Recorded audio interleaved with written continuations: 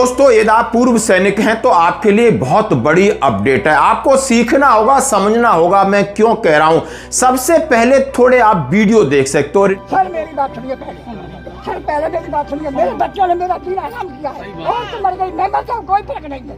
इन लोगों के सामने जवाब देना बहुत मुश्किल पड़ रहा है।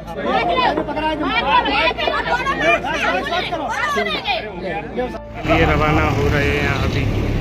संबंध में ये पुलिस प्रशासन को अपनी राजनीतिक दलों को ने पूर्व सैनिक की पत्नी की निर्मम हत्या की मामले को गंभीरता से लें। जो अभी तक देरी हुई किसी कारणवश हुई उसको हम नहीं जानते, इनका वो अपना विषय है। नहीं तो मेरी न कोई कीमत है, न मेरी कोई वैल्यू है, न मेरी कोई सुन रहा है। समय दे रहे हैं 2 हफ्ते का, 15 दिन का सवाब 15 दिन का टाइम दिया है। और इन वीडियो में भारत माता की जय, वंदे मातरम, पूरा अनुशासन है, डिसिप्लिन है, आपके पास पूरे बैनर हैं, होर्डिंग है। और ये काफिला कहां जा रहा है? ये काफिला ग्वालियर से चल करके 100 किलोमीटर भिंड पहुंचता है और भिंड की अटेर रोड से एसपी ऑफिस का घेराव किया जाता है और माननीय एसपी साहब से न्याय की गुहार लगाई जाती है और उनके ऊपर दबाव बना जाता है। कहा कि आखिर 1 साल हो गई है, हमारे एक सूबेदार साहब की पत्नी का कत्ल हुआ, 10 लाख की चोरी हुई 15 अप्रैल 2025 को, आज 15 अप्रैल 2026 है, अभी तक न्याय नहीं मिला। और इसके बीच में 35 बार थाने के चक्कर लगाए, 7 बार एसपी ऑफिस के चक्कर लगाए। जब न्याय नहीं मिला तो आत्मदाह की धमकी दी एक बुजुर्ग जो हमारे सूबेदार साहब हैं। ठटकरियां जुड़ने वाली हैं, तकरीबन नजदीक है, 7 महीना पहले इसी ऑफिस में। मैं आपको बता रहा हूँ। सर मेरी बात सुनिए पहले मेरी बात सुनिए। मेरे बच्चों ने मेरा जीना हराम किया है और तो मर गई, मैं मर जाऊं, कोई फर्क नहीं है। इन लोगों के सामने जवाब देना बहुत मुश्किल पड़ रहा है। उसके बाद मैं उधर सर्किट हाउस में गया था, उस में बहुत भीड़ था, मेरा शरीर हिल रहा था। सरपंच ले गया था, बोला चलो मैं आपको मिलवाता हूँ एसपी साहब से, मंत्री जी से। उस दिन मैंने मंत्री जी से आपके सामने रिक्वेस्ट की थी, आप मुझे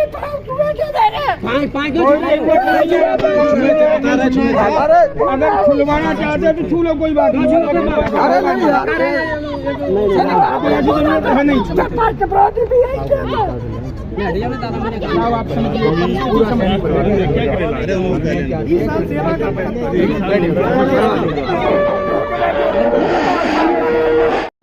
और मीडिया बंधु यहाँ पर खड़े हुए हैं, कोई ये झूठ नहीं है, जो कुछ है सबके सामने है, कोई बंद ऑफिस में बातचीत नहीं हुई है। और हम चाहते हैं कि साहब इस मामले को गंभीरता से लें। जो अभी तक देरी हुई किसी कारणवश हुई उसको हम नहीं जानते, इनका वो अपना विषय है, लेकिन अभी इसको गंभीरता से लें।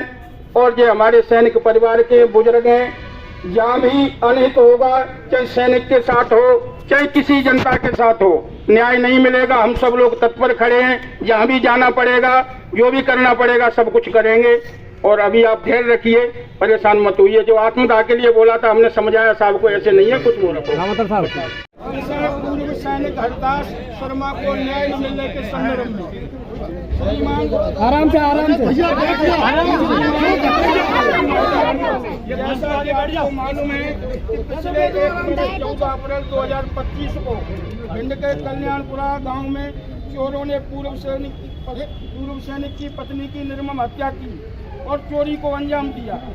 1 वर्ष बीतने के उपरांत भी आपने कोई ठोस कदम नहीं उठाया। हम सभी पूर्व सैनिक एवं समाज सेवी और भिंड की जनता जनार्दन आपसे जानना और समझना चाहते हैं कि आखिर इस जघन्य अपराध में अभी तक कार्रवाई क्यों नहीं हुई? आपने अभी तक क्या किया? अब इस केस को कितने दिन और चाहिए शर्मा जी को न्याय दिलाने के लिए? यदि भिंड वासियों को और हमारे पूर्व सैनिक साथियों को आपके द्वारा न्याय नहीं मिलता है, आप इसी तरह उदासीनता बनी रही, हम सभी साथी भोपाल डीजीपी साहब को अवगत कराएंगे और न्याय की मांग करेंगे।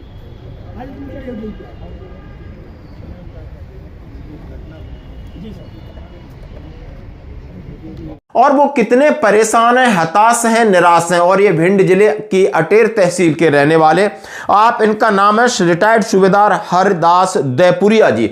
उनकी पत्नी का 15 अप्रैल 2025 को गला दबा करके कुछ लोगों ने उनकी हत्या की। वो घर से कुछ कैश और ज्वेलरी लेकर के गए। उस दिन से लगातार ना ही चोरों का पता चला, ना हत्यारों का पता चला। सूबेदार साहब बुजुर्ग हैं, दर बदर भटक रहे हैं, और मैंने कहा ना 35 बार थाने के चक्कर, कई बार एसपी ऑफिस के चक्कर, लेकिन अब यह सिलसिला शुरू किया कहां से? हमारे भूतपूर्व सैनिक संगठन अब इनकी अगुवाई कर रहे थे। उनका जितनों का मैं नाम आपके सामने रख रहा हूं। भूतपूर्व सैनिक कल्याण संगठन अध्यक्ष श्री रामोतार परमार हैं, जो सेना के सूबेदार पद से रिटायर्ड हैं, और उनकी पूरी टीम है। इंडियन वेटरन ऑर्गेनाइजेशन के सूबेदार सुरेश तोमर साहब हैं, और सिब एसबी भदौरिया साहब हैं, और हमारे एक समाज सेवी सुनील फौजी जो कि एक्स सर्विसमैन है। तमाम उनकी टीमें वहां पर पहुंचती हैं। कलेक्टर साहब को ज्ञापन देने से पहले अच्छी बात है कि 10 किलोमीटर तक भिंड जो शहर है उसके रोड के सेंटर में जाकर के भारत माता की जय वंदे मातरम का एक काफिला चलता है। दोस्तों, भिंड के लिए मार्च करने के लिए रेडी संगठन, आप देख सकते हो भारी संख्या में लोग भिंड के लिए रवाना हो रहे हैं। अभी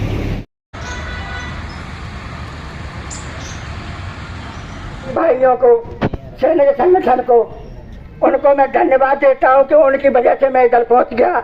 नहीं तो मेरी न कोई कीमत है, न मेरी कोई वैल्यू है, न मेरी कोई सुन रहा है।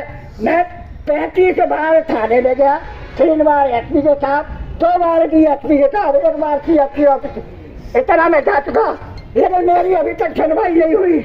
जब मेरे बच्चों ने मेरा दिन आराम कर दिया, आज मैं सभी आप लोगों के साथ एसपी साहब से विनय कर रहा हूँ, कैसे कर रहा हूँ, पैर छू रहा हूँ कि मेरे केस को जल्दी से जल्दी सॉल्व करो। मैंने तो प्रतिज्ञा की थी आज मरने की, लेकिन हमारे संगठन अधिकारियों ने हमारी कच्ची फेंक दी। ठीक है, मैंने कोई जीने की अब ख्वाब ही छोड़ दिया है, क्योंकि जब इंसाफ नहीं है, छत के ऊपर नहीं है, तो कहाँ चौरे में खेत में कहाँ होगा। बस मैं यही कहना चाहता हूँ। जय। अभी पिछले 8 दिन से हमने और गंभीरता से इसको देखा। बेकार से आप सब लोग आए, हमें आपका कष्ट समझते हैं। अगले 2 हफ्ते में 15 दिन का हमें समय चाहिए, हम इस केस में जल्दी कुछ ठोस कार्रवाई करें। संबंध में ये पुलिस प्रशासन को अपनी राजनीतिक दलों को और जितने भी न्यायिक व्यवस्था है उन सबको दिखाने के लिए हम लोग यहाँ इकट्ठे हुए हैं। अगर ये नहीं जागेंगे तो फिर हमें इससे भी किसान रैली आयोजित करनी पड़ेगी। धन्यवाद। और ये काफिला चलता है न्याय के लिए, जहां पर आपके देश के भूतपूर्व सैनिकों के साथ इतना अत्याचार अनाचार होता है और न्याय नहीं मिलता है, 1 साल लग जाती है। अब इसकी कड़ी में आज से 8 दिन पहले सबसे पहले जो जिला सैनिक कल्याण बोर्ड है भिंड है, वहां के अधिकारियों से मिले, अधिकारियों को ज्ञापन दिया कि आप मदद कीजिए, आप जिला सैनिक कल्याण है, यानी हमारा कल्याण तो दूर है, यहां हमारा किस तरीके से शोषण हो रहा है उसके लिए आप मदद कीजिए। आप सेना के रिटायर्ड अधिकारी हैं, आपके चेयरपर्सन कलेक्टर साहब हैं, आप उनसे मिलिए, और लगातार इनको ज्ञापन दिया जाता है। और मैं एक वीडियो आपको दिखाऊंगा, और उसके बाद उन्होंने वादा किया था कि हमने एसपी साहब से सीधी बात करनी है, ऑफिस में नहीं बात करनी, घेराव करना है। और उसके लिए उन्होंने बिल्कुल यानी कानून के तरीके से, फौज में जो सिखाए गए अनुशासन के तरीके से अपने दबाव बनाने में कामयाब हुए। एसपी साहब ने उनकी बातों को सुना, समझा और 15 दिन का समय मांगा कि हमें आप 15 दिन का समय दीजिए, इनके साथ न्याय होगा या इनकी चीजें रिकवर होंगी, हत्यारों को पकड़ा जाएगा। तो दोस्तों, इन सब चीजों से हमें यह सीखना होगा। आप देख सकते हो कि यानी कल एक ब्रिगेडियर साहब की दिल्ली में पिटाई होती है, वो सर्विंग ब्रिगेडियर है। आप समझ सकते हो रिटायर्ड ब्रिगेडियर को एंटी सोशल एलिमेंट्स देहरादून में सरेआम रोड के ऊपर गोली मार देते हैं। कर्नल साहब की पिटाई होती, सर्विंग या रिटायर्ड है। पुलिस का दरोगा लखनऊ में चलते फिरते थप्पड़ मार देता है। जेएसयू जवान की तो बात ही क्या है। लेकिन यदि आप अपने आप को यहां कमजोर नहीं ताकतवर बनाना है तो आपको इस तरह एकजुटता दिखानी होगी, संगठित रहना होगा और अपने रहिए तरीके से। हमें फौज में सब कुछ सिखाया गया है, हमें दूसरों का मान सम्मान सिखाया गया है, हम अपनी बातों को अच्छे तरीके से रखना सिखाया गया है। हम कोई उस तरह असामाजिक तत्व नहीं है, हमारी एक रेपुटेशन है। हम ऐसे इंस्टीट्यूट में नौकरी करके आए जो भारत भारत में सर्वोपरि है, उनकी लोग कस्में खाते हैं। फिर डरने की बात नहीं है, तरीका आपका, कंडक्ट आपका, बिहेवियर आपका अच्छा होना चाहिए। प्रशासन को आपकी बात सुननी पड़ेगी, मांगनी पड़ेगी। मैं सैनिक जीवन चैनल की तरफ से ग्वालियर चंबल संभाग के भूतपूर्व सैनिकों को हार्दिक बधाई देता हूं कि आप अपनी एकजुटता यूं ही बरकरार रखें और इसी तरीके से समाज का भी काम करें, अपने हितों की रक्षा करें। धन्यवाद।